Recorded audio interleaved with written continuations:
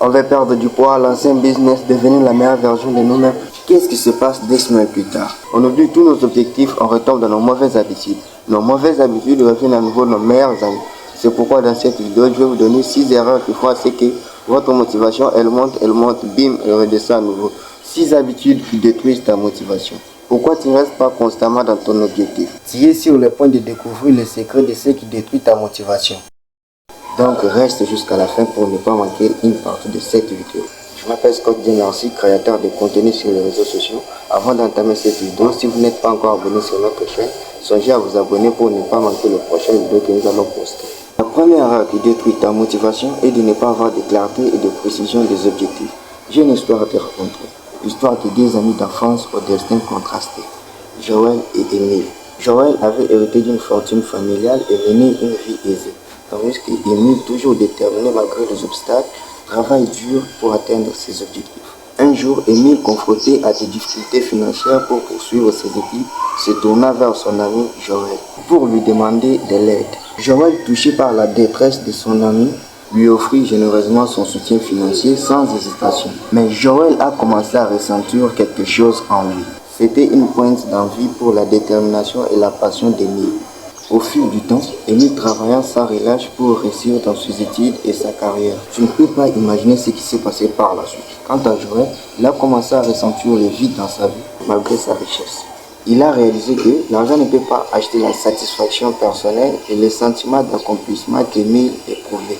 Au final, Joël comprit que la véritable richesse résidait dans la poursuite de ses passions et de ses rêves, tout comme Émile l'avait fait. Il décida alors de suivre son exemple et de chercher le bonheur dans les petites choses de la vie plutôt que dans le bien matériel.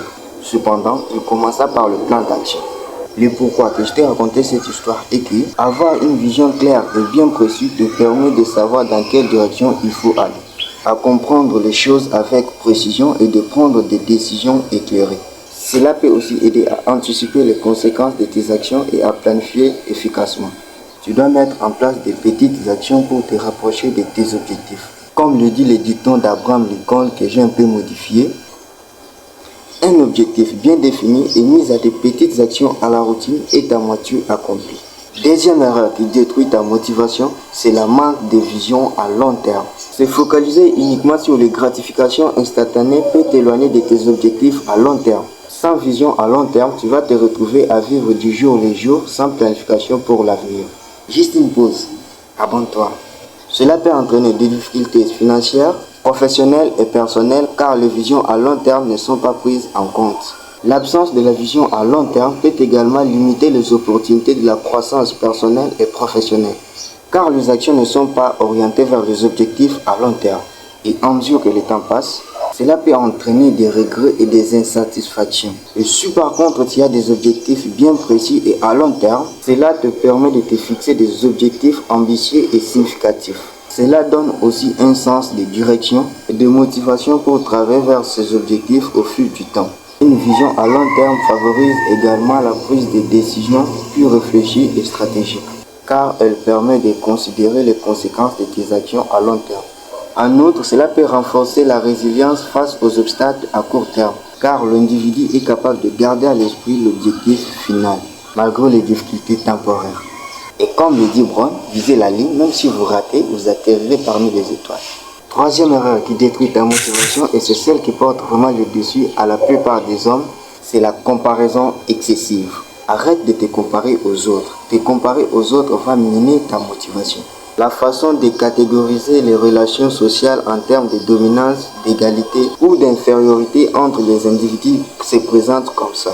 Soit on prend les gens comme supérieurs à nous, soit on prend les gens comme égal à nous, soit on prend les gens comme inférieurs à nous. Et quand tu regardes les gens d'avant, tu vois que ce n'est pas grave, tu le dépasses. C'est parce que tu es convaincu que tu es au-dessus d'eux. Et quand tu regardes les gens au même niveau que toi, ça c'est la meilleure chose à faire car ça te permet de favoriser les relations équilibrées et respectueuses. Et quand tu regardes les gens au-dessus de toi, tu vas commencer à dire que lui il a déjà du succès, l'autre vit déjà sa belle vie, surtout dans les réseaux sociaux. Le fait de s'écrouler en regardant les stories de tes concurrents encore et encore, tu finis par croire tout ce que tu as vu et tu te culpabilises. Ou bien que personne ne peut publier sa dépression, encore moins sa défaite. Donc pour ne pas se comparer aux autres, Il est utile de te concentrer sur tes progrès, d'apprécier tes propres réussites et de te fixer des objectifs personnels et significatifs. C'est rappeler que chaque personne a son propre chemin et ses propres défis peut aussi aider de rester concentré sur sa propre croissance. Quatrième erreur qui détruit ta motivation, c'est la toxicité de relations ou simplement l'entourage qui ne te correspond pas. Supposons que tu as pour objectif de devenir entrepreneur, mais là où tu habites, tu es entouré par des gestionnaires, des salariés ou des employés traditionnels. Tu peux être bien motivé, mais à force de coudoyer les personnalités qui ne partagent pas la même vision que toi, tu finis par être démotivé car quand tu traînes avec les gens, c'est soit toi tu t'adaptes à leur pas, soit eux ils s'adaptent à tes pas. Si tu veux devenir entrepreneur, entoure-toi par des entrepreneurs. Arrête de traîner avec des salariés. Arrête de dire que tu veux devenir boxeur alors que tu passes ton temps à jouer au foot. Au final, on va te trouver en train de faire entraînement. Arrête de dire que tu veux devenir la meilleure version de toi-même alors que tu ne travailles pas sur toi pour te débarrasser de tes petits défauts ou pour t'améliorer. Et arrête de jouer au jeu que tu ne reflètes pas. C'est très capital de t'entourer par des personnes qui partagent des aspirations similaires à la tienne.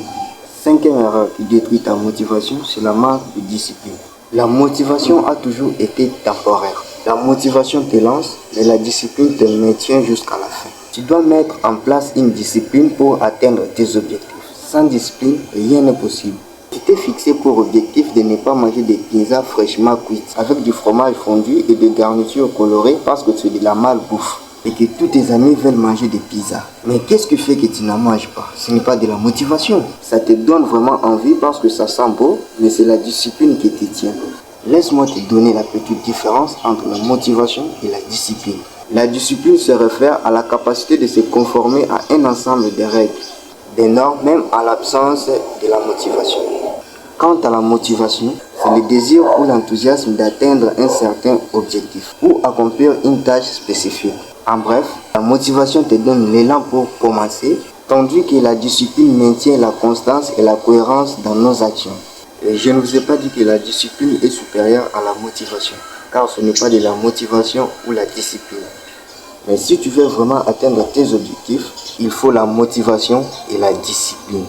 Et quand tu couples les deux, il y a un super nom pour ça. C'est la passion. Seuls les gens passionnés réussissent. Sixième erreur qui détruit ta motivation, c'est la procrastination. La procrastination, c'est une tendance à remettre au lendemain ce qui peut être fait aujourd'hui.